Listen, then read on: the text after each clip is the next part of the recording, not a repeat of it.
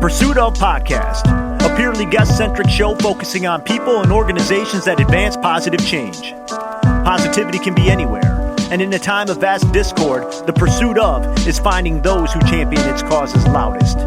Join us as we sit and learn about the pursuits of local leaders in their community. Let's go. Hello, good people, and welcome to the Pursuit Of podcast, where it's truly not us, it's you. I'm Ryan Buck, Artist Development for New Leonard Media. With me is the boss, Mark Wilson, President, New Leonard Media. How are you, sir? I'm doing well today, Ryan. I'm wearing my new favorite shirt. That's enough of that. Our guest today is Alison Kadlec, founding partner with Sova here in Traverse City. How are you? I'm doing well. Thanks for having me here. Thank you for being here. It's really a delight, and we were talking a little bit before we started. This kind of leads me into the first question about Sova, but what's the elevator pitch? Oh, the elevator pitch. Or maybe the Empire State elevator pitch. It doesn't have to be that brief. But when you say, this is what I do at a party, What do you say this is what you do? Oh, it's such a good question. This is going to be very useful. So let me try something out. Workshop it? I'm going to workshop it Awesome. here with you. So I say that I am the co-founder of a mission-driven organization that is focused on helping this country actually fulfill its social contract about the relationship between education and upward mobility. That's a terrible elevator pitch, so maybe there's a better one that I could come up with while we're here together. We can call it very accurate. Okay. All right. Well, maybe this will help because from the website, it says you specialize in building cultures and climates for innovation in higher education and workforce development. Yep. When you were building this, what was your original definition of innovation in this regard, and has it changed at all since? Oh, that's a great question. So higher education in this country is supposed to create avenues for people to better their lives through education. But our structures, our colleges and universities actually weren't designed to meet the needs of the students that exist today. And so for me, innovation is anything in higher ed or workforce. And when I say college, I mean 2-year degrees, 1-year certificate, 4-year graduate school. I think of the whole spectrum of learning after high school. Anything that is aimed at making our colleges, universities work better for today's students, to me, counts as innovation because they don't actually work particularly well for today's students. Sure. It's interesting to me to think about the terms innovation and academia were never really synonymous. Yeah. So was that something that inspired you right off the bat? Was that the place that you could fill? That was a gap that you could fill? Well, I started actually as a faculty member. So I started down a path of being an academic and then found that very dissatisfying. And as a result of being jaded, I guess, by the experience of being an academic, I went in the direction of, wait, surely we can do a better job with this than what I was being prepared for as a professional to be a professor in a classroom. It seemed disconnected from what students actually want and need. So I think that there was a gap in my experience that led me out of academics and academia, but back toward higher ed in this way. Right. And in what we talked about, building cultures, what are your thoughts on the word culture as it relates to academia or even corporate? Does that word belong? It's a good question. I'm not sure who was it that said that culture eats strategy for breakfast and organizational effectiveness for lunch and everything else for dinner. Right. I think culture is an overwhelming term for people in a lot of ways. And it's also an inaccurate term because in any given setting, any given organization, there are always multiple cultures, subcultures, and different sort of norms and ways of being. So culture is a tricky word. It's the one that people go to because when I use culture and when we think about it, we're thinking about how do people actually work together and create an environment in which they do something together and creating norms. But it's an overwhelming idea. So we've tried to veer away a little bit. And we talk about culture on the website and we talk about culture as shorthand, but it is very tricky because it's a pretty complicated concept in this setting. Right. Well, maybe in any setting. Right. Well put. You achieved your PhD in political science from the University of Minnesota, correct? Yes. And you received your BA from MSU, where you focused on political theory, constitutional democracy, and English literature. Yes. What was the dream back then? I wish somebody had talked to me about the different things that a person can do when you care about things like philosophy or storytelling or the power of narrative to change people's lives or open people's minds. But that was not part of any conversation. I was a remarkably undistinguished high school student who barely graduated from high school. And it wasn't until I was in my first philosophy class that I realized that I actually love learning. So I started by following what I wanted to learn about. And that slowly narrowed my path toward academics and academia. And I had professors who said, oh, well, this is clearly the direction you should go. But I think that was one of the problems with higher ed, is that there are so many other kinds of ways to make a contribution or do interesting, meaningful things or make a living doing things that you care about related to narrative or storytelling or philosophy. So I had absolutely no vision when I was in college. I'm still trying to figure out what to be when I grow up. So I don't know that I ever actually even wanted to own a business. I didn't realize exactly what I was getting into when we got into Sova. So wow. I really like the way you framed, because I know there's some kind of adage out there about the value of, and you're consistently pursuing knowledge. You're pursuing the next thing. I love learning stuff. Yep. Which is probably the best reason to do it. Yeah. If you think. It doesn't need to be a great underlying grand plan. Did you want to be like a nighttime political talk show host? I have never wanted to be a nighttime political talk show host. No.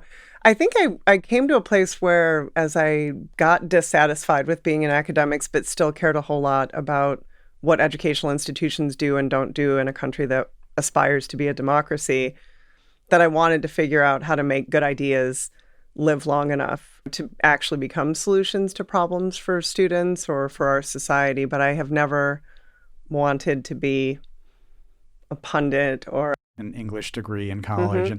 But storytelling, philosophy, there are applications to these things. Absolutely. And maybe even more so giving distinct advantages to somebody in a business world that communicates at that level. Would you think that may be the case now? Absolutely. I think the skills that employers say they're looking for are actually a lot of those things that you pick up in classes that would be called liberal arts classes, right? The classes that teach you how to think or teach you how to critically analyze a problem or sort of make an argument and understand complexity, understand lots of different sides of issues. Those are the skills we actually need to thrive, I think, in any given career. So it's been one of the things I was dissatisfied with academia is that this distinction between education for work and education for life or for expanding your mind, those things, that's a false dichotomy. Those things go hand in hand. We did have another conversation for this podcast with somebody who was bringing artists into their organization. I think similarly,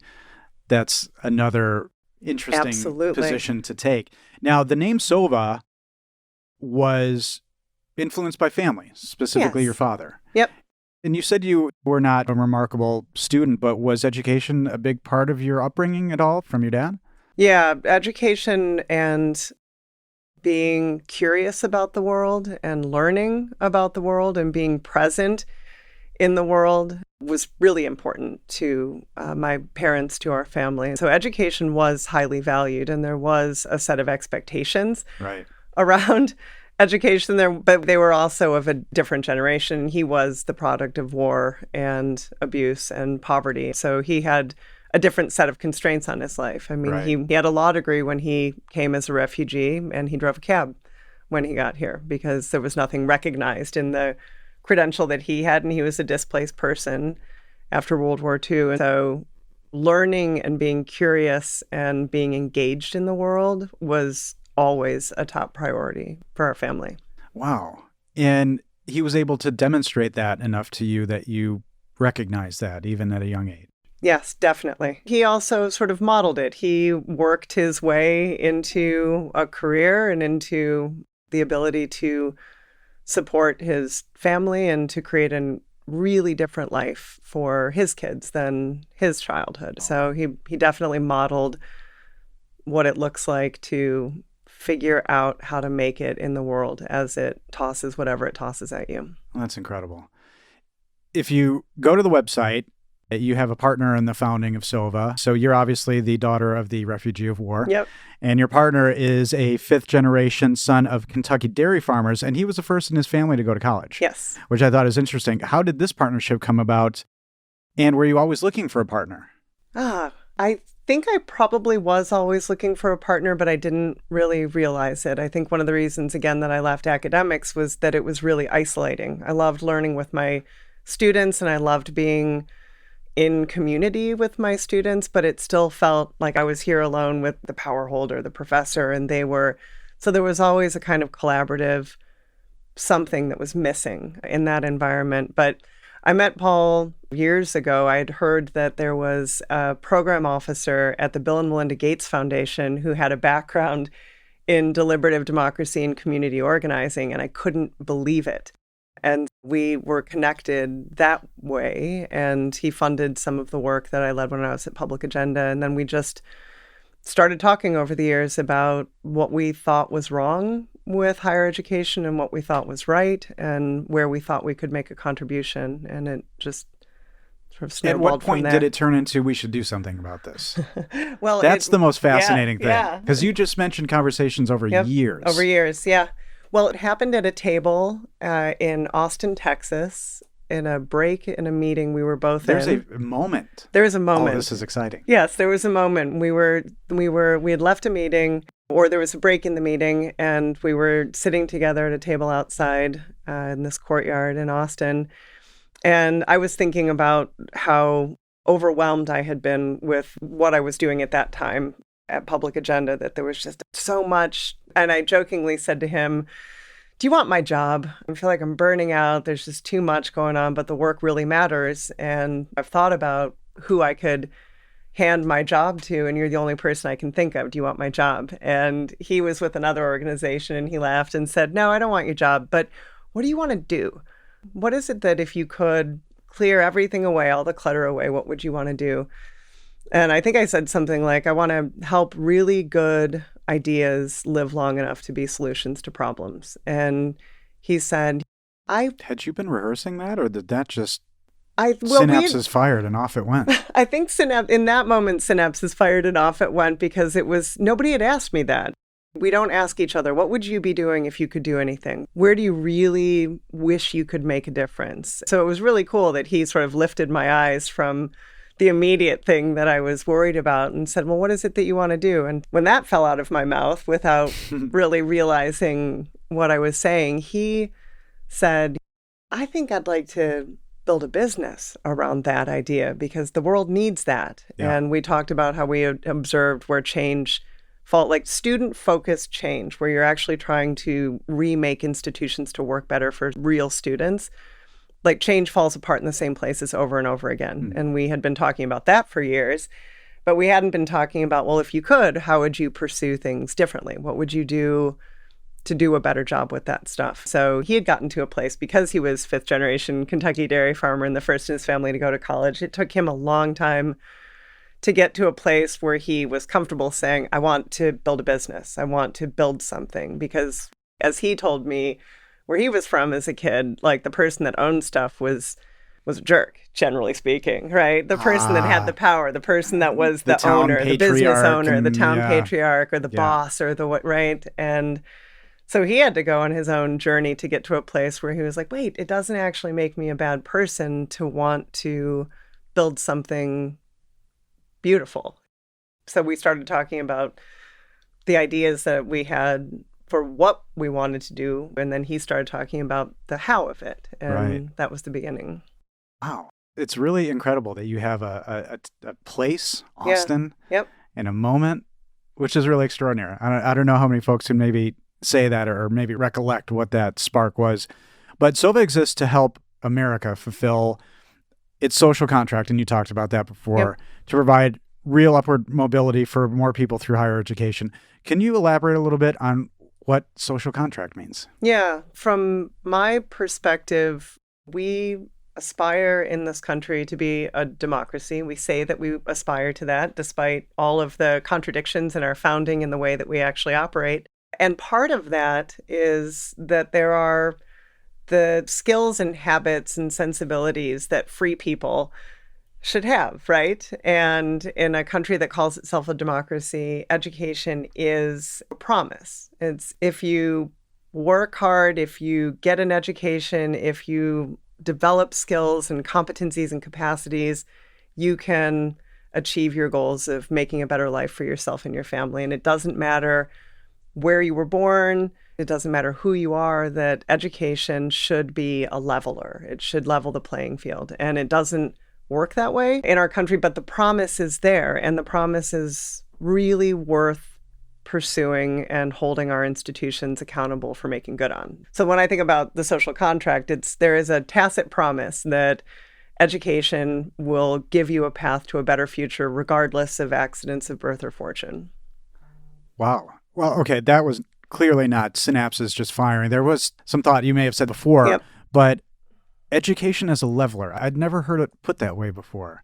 And I think for many years, long ago, thankfully, the pursuit of higher education or education was seen as not a good thing to do, or is seen as upper class or wanting to be better than.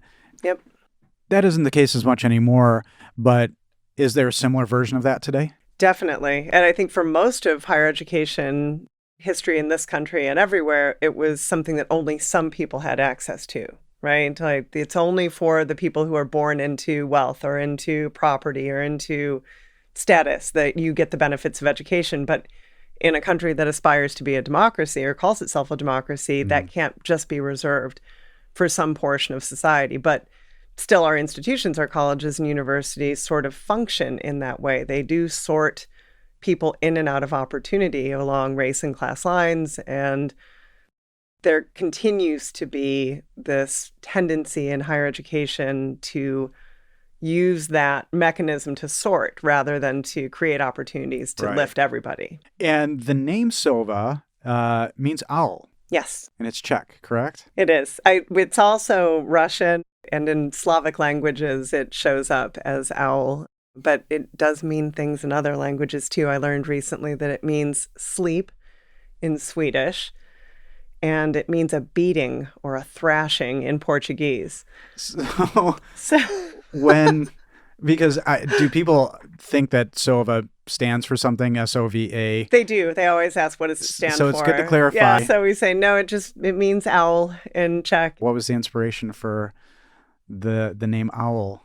We chose the owl so in lots and lots of cultures, the owl is a symbol of wisdom. But for us, we're thinking about, we wanted to be reminded that what we were trying to do was practical. And Paul and I both believe that ultimately all wisdom is practical. It's what you do with it. It's how you help people do good things together. And we wanted to be reminded that we were trying to be wise, and that for us, wisdom is about practical experience and what you do with it. We also wanted to have something that would be a nod to Paul's rural roots. And so the owl is an ever-present feature of rural communities and barns. Exactly. Yeah, absolutely. Yep. So we thought it was a good combination of our two backgrounds. So when founding a company, that's one of those things. What are you going to call it? There's a process. And when you're doing something like that, did you have somebody looking into these things for you? I mean, beating isn't bad. You're beating stereotypes. So there's a lot of ways you could spin sleep and beating. But that was it regardless, like Sova, that felt right. We did not. I wish I could say that we did research. I actually have this memory of sitting in bed, sort of looking Czech words or flipping through a dictionary and thinking and just shooting texts back and forth to Paul, because we needed to have a name. We'd been planning for about 1.5 years, but we needed to actually put a name on this thing. And so we were tossing ideas around, but there was not, I can't believe I'm just saying that there was not a rigorous process that resulted in Sova. We almost named ourselves 5 under 9 because we had 5 kids under the age of 9 between our two families when we started Sova, and we had no family wealth behind us. And so we were sort of jumping off a cliff with our families. And so for a moment, we thought, a lot of interesting imagery there. Yeah, exactly. You know, two of you hand in hand, falling, plummeting. Exactly. Well, 5 under 9, that is pretty fun. But, you know, I guess you wouldn't always have 5 kids under 9. Exactly. So. Yeah, it was a moment in time. And we hope that Sova's a little bit more It's so interesting that because my next question was, what do you mean by all wisdom is practical? And thank you for going into that. Now, prior to founding Sova, you were the senior VP at Public Agenda. Yes. Anything particularly that you took from there that's most applicable in what you're doing now? Yeah, I think a lot of that work was focused on elevating the voices and experiences of those closest to the problems that we were trying to solve. So really listening carefully to students, listening carefully to faculty, to staff, to the people, not the decision makers and the leaders that make decisions at a remove from the problems. John Dewey said something along the lines of nobody knows how the shoe pinches like the person wearing it. So there was something about the work at Public Agenda that was about listening to the people whose shoes were pinching. Yeah. I think that was what some of those principles, and also the idea that if you help people, if you create the right conditions, people can do amazing things together. Yeah. And that was something that I carried with me into Sova, was a focus on creating the conditions for people to do Absolutely. good stuff together. And it feels like it was almost incidental research for what you're doing in general as well. Yep. So when you have been listed, and I've always just been curious, as a visiting professor lecturer, what does that mean? Oh, it means that just as adjunct. It's like I didn't have any decision-making authority or any power in the department at all, You're and I just was visiting. underpaid, and I probably didn't have health insurance, but I taught 5 courses a semester. Sounds like that's putting you in your place with that visiting title. Exactly. You're just visiting. You're just visiting. Wow. Yeah. Okay. Thank you. That's just been that's a personal thing. Sorry. It's just always wondered what. Yeah, I think it's adjunct or Okay. contingent part-time, but if they want to make it sound better that they're not paying you enough, they sometimes give it a title like I'm visiting from someplace. Special guest. Special guest. I'd prefer that. If I was in that position, I'd try to change the name if Yeah. it was just me. What I find really interesting about what Sova and you have honed in on is transfer students. Yeah. And in a June 2021 article on transfer students, transfer enrollment dropped 2.6% from that previous fall. Can you talk about some of the key issues and reasoning for focus on transfer students? Yeah, and why absolutely. a decline is not a good thing? Yeah, so transfer matters, and even the word doesn't fit as well as maybe it used to, because most students today take credits from multiple institutions on their way to a credential. Right. But initially, we had a 2-year community college system and a 4-year university system, and the idea, at least implicitly, and my mom was a community college transfer student who did 2 years in an affordable way, was able to get a scholarship to complete a 4-year degree, and that promise of being able to get a bachelor's degree or get an advanced degree without having to shell out loads of cash is a really important promise that we make by saying, all right, you can start at one institution and finish at another and do it in an affordable way. But it doesn't work that way for students. It's not working that way. And so I think I got into transfer stuff because of listening to transfer students. I had the chance to conduct 50 focus groups with transfer students in Indiana about 10 years ago, I think 12 years ago, and just listening to story after story of students who were saying, I had this idea that I could afford to do this and make this work if I started here and went here, but it was such a broken road for them that it ended up a lot of lost time, a lot of lost money, but even more than that was sort of losing hope in the possibility of actually being able to achieve their goals. Transfer is really important because it's a path for economic mobility for people. And I heard you talk about a particular class called Power and Choice. Oh. And that's a fun one. Oh. How many good classes are missed because they're not transferable and you think students are missing out because of that?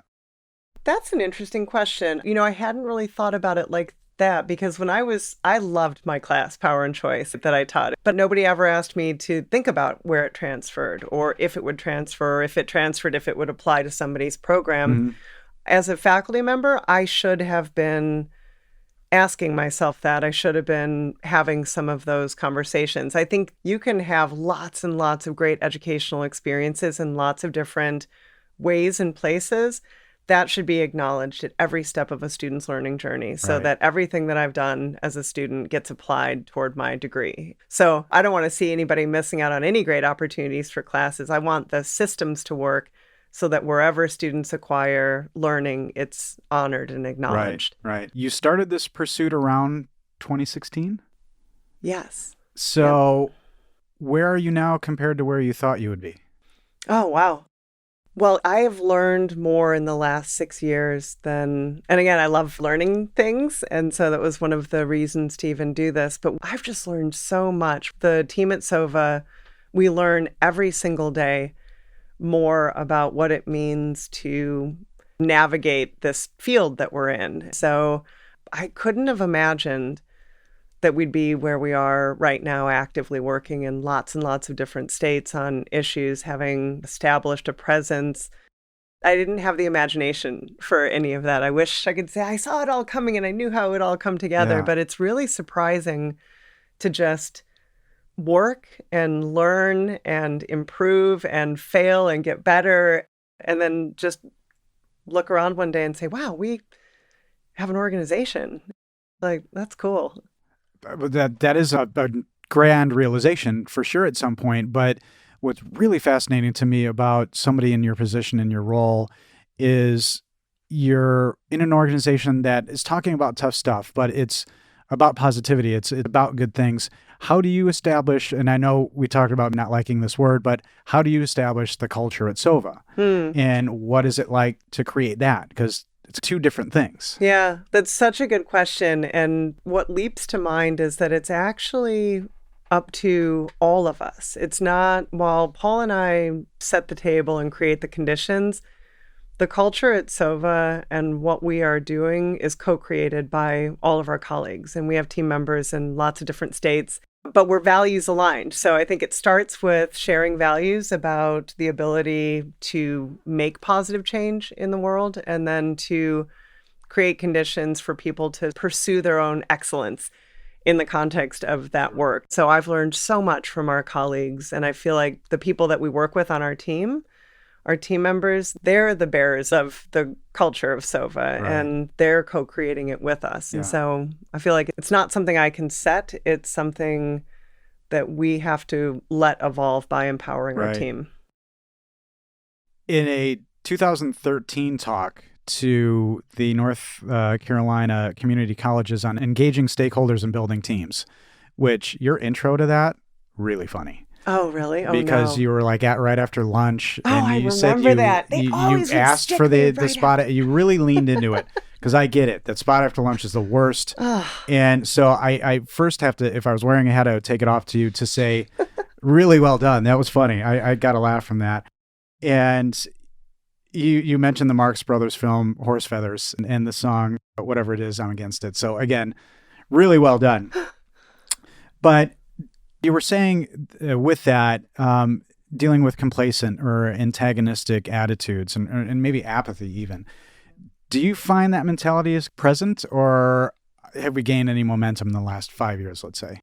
Well, change continues to be really, really hard. And I think some of the things that look like apathy, or some of the things even that look like outright hostility when it comes to changing systems, long-standing systems, is fear of loss. And there's grieving that comes with change. And I think we have not turned the corner on helping our colleges and universities actually work in ways that are aligned with what students need. So there's that mismatch. So change is still hard. So I'm very fascinated by your positivity and your resilience, because it almost feels like, as we're talking, this is an insurmountable task. How do you stay motivated to keep this going? Oh, man, it is hard. And it's funny. Today is particularly hard. This week has been rough at work with just difficult work. I think what it comes down to is that there isn't really a choice. I'm not doing the work because we know that we're going to be successful. In fact, we have more setbacks than definitive wins in our work, but we do it because we have to. The alternative is doing nothing and not contributing where we can. And I think that's part of it, is just not sort of tempering your own expectations. Like, we don't think we're going to solve everything, but boy, we're going to fight. Going to give it a shot. Yeah, we're going to give it a shot. And the glory is in the effort. Yeah, it's in the small wins.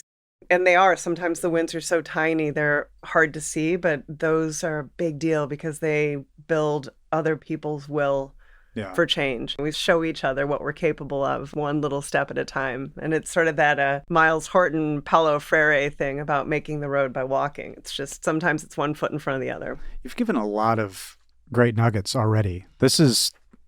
Should be a paid episode, to be honest. Also in that 2013 talk, I really liked what you said, and I quote, "Most people underestimate their ability to influence the human pieces of the puzzle, so they look for easy fixes." Yep. Do you still feel that that's true? Absolutely. Absolutely. I think people don't appreciate how much power they have. So this is back to your culture question. People think that culture is something that happens to them or that they are, but every single day in our organizations, in our work, in our lives, we are either reproducing or we're challenging the way that our culture is operating. And I think a lot of people don't own the power that they have because if you're a faculty member, an advisor, or a provost, or there are people above you that are constraining what you can do. There are people around you constraining what you can do. And I think people tend to think, well, I don't have power to make change, but you do. And so helping people own the power that they do have is really important. The other side of that is helping people think about, resist the pull of wishful thinking and easy answers and quick fixes and magic bullets and technical solutions. Right. If we just did X, or if we could just get the right technology, it's like, no, there's no easy way out of this. We're actually going to have to do the work together. But that's okay. And it is okay. Especially the way you put it. Doesn't sound scary. Yeah, it's all right. We can do it. I find fascinating, again, we kind of talked about the differences between education and business, but how much time and energy do you spend on issues or challenges because those two concepts are adversarial? Oh, education and business? Oh, interesting.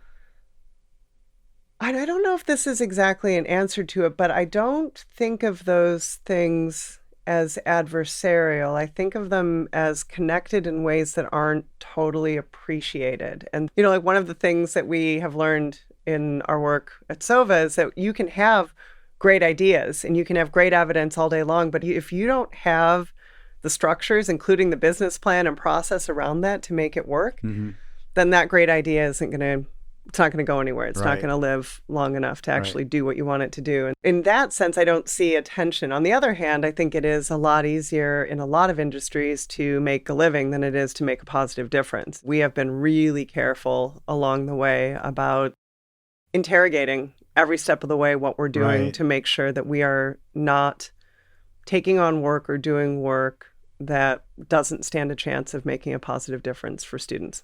Wow. On that note, I'm fascinated by how you go out and get work. How important is assessing engagement, for example, in a potential client? What's your philosophy in finding partners to work with?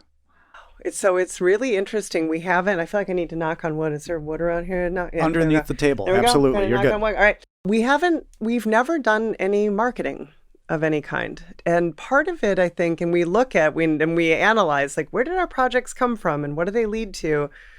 But we have a lot of work that comes through established working relationships with people that we have proven that we're willing to be shoulder to shoulder.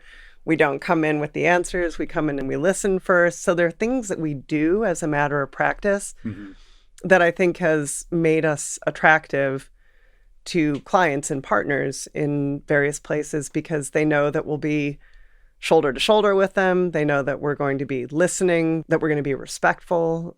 So there's just some things about how we do our work that I think has led to people wanting to work with us, which is really cool. And I hope it lasts. As do I. As you think about your journey up at this point, I'm sure you've had folks who guided you and educators that were profound to you. Was there any advice you were given along the way back in the day, maybe, that just sounded insane at the time, but now is 100% accurate? My mom said, do what you love and the money will follow. And that did sound crazy to me at the time. But I also did wander and do the things that I loved and bartended and waited tables for a decade while I was in grad school. The other side of that visiting professor was waiting tables for years and years. It was a pretty underfunded operation, that whole graduate school experience, but it did lead to these interesting paths. And I remember saying to my mom at some point on another conversation that I was really anxious. I think I was 18. I said, I'm really anxious about all of the unknowns about my life. I feel like I'm supposed to have something figured out and I don't have it figured out. And there's so many different ways to go. And every decision feels like it's a big one. And she handed me a 20-page document. It was a little journal that she had kept from when I was born to when I was 5 that was just like little anecdotes about me as a toddler. Yeah. And she said, read this. And I took it and I read it. And it was such an unbelievable relief because it turns out that I didn't need to worry about who I was going to be. I was who I had always been. So there were things in this that were just like, I'm who I was when I was 2 years old. That's weird. How did that happen? That's really extraordinary. Yeah, that was very cool. It was a huge gift from her. Well, yeah, I mean, we're given advice from folks along the way, including our parents, and those are probably the biggest realizations, especially when you have your own kids, when you're going, yeah, they were pretty right about that. Yeah, just took that bit of perspective. Yeah. On this journey, in this pursuit with Sova, has it made you look backwards and see any gaps in your own education? And would you have done anything different?